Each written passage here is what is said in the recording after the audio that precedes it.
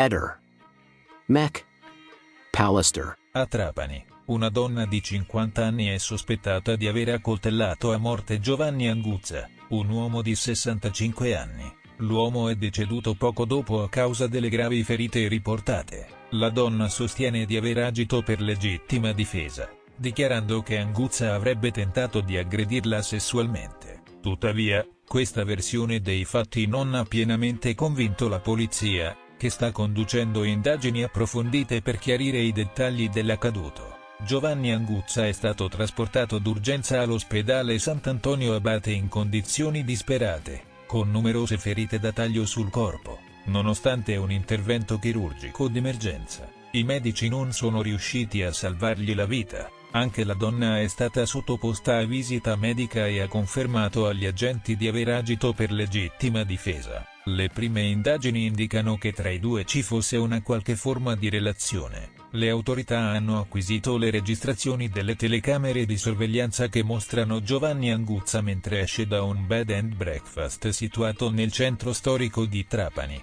nei pressi del Palazzo di Giustizia, dove aveva trascorso la notte con la donna. Pochi istanti dopo aver lasciato l'edificio, Anguzza si è accasciato a terra, segnando l'inizio di un complesso caso che le forze dell'ordine stanno cercando di risolvere. Un evento inquietante ha recentemente scosso la comunità di Aquileia. Il pomeriggio di giovedì 13 febbraio, gli operai di un'azienda vitivinicola hanno scoperto lo scheletro di una donna in un terreno isolato, situato vicino alle foci del fiume Natessa. Il ritrovamento è stato effettuato durante i lavori nella zona, e ha portato all'intervento immediato dei carabinieri della stazione di Aquileia, che hanno avviato le indagini per chiarire le circostanze della morte. La donna identificata è Rosanna Di Gallo, originaria di Chiusaforte. Viveva in condizioni di precarietà, senza una dimora fissa, alloggiando in una roulotte parcheggiata nel campo dove sono stati trovati i suoi resti. Nessuno aveva segnalato la sua scomparsa, e l'ultima volta che era stata vista risale al 2021. Il medico legale, dopo un'attenta analisi,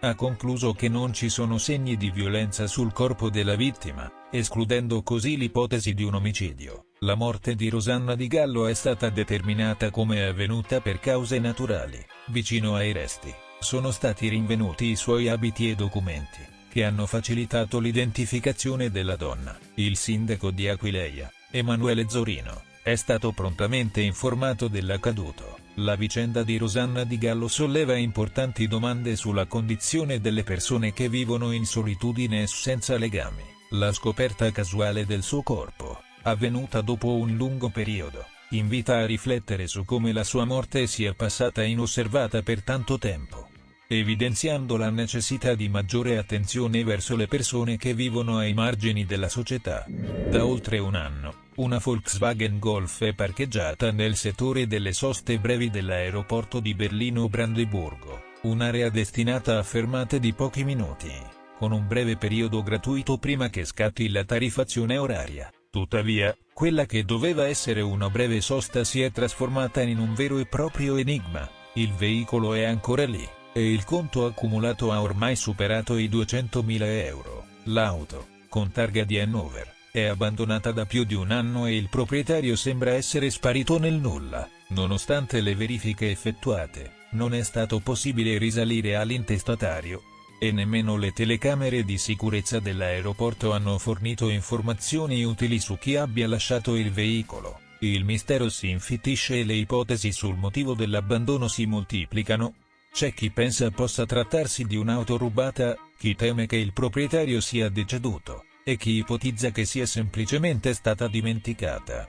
Anche se appare improbabile vista la cifra esorbitante accumulata, all'interno dell'abitacolo sono stati trovati resti di cibo sparsi, segno che il veicolo potrebbe essere stato utilizzato per un certo periodo prima di essere definitivamente abbandonato. Nel frattempo, il costo della sosta continua a lievitare, la tariffa giornaliera è di 552 euro, pari a 23 euro all'ora, e finora la cifra ha superato i 200.000 euro. Al momento, le autorità aeroportuali non hanno ancora deciso il destino della vettura, che non rappresenta un pericolo per la sicurezza, potrebbe quindi rimanere lì ancora a lungo. a meno che non venga rimossa d'ufficio. Intanto, il caso ha attirato l'attenzione dei media di tutto il mondo e la golf potrebbe perfino diventare un'insolita attrazione turistica, simbolo di un mistero ancora irrisolto.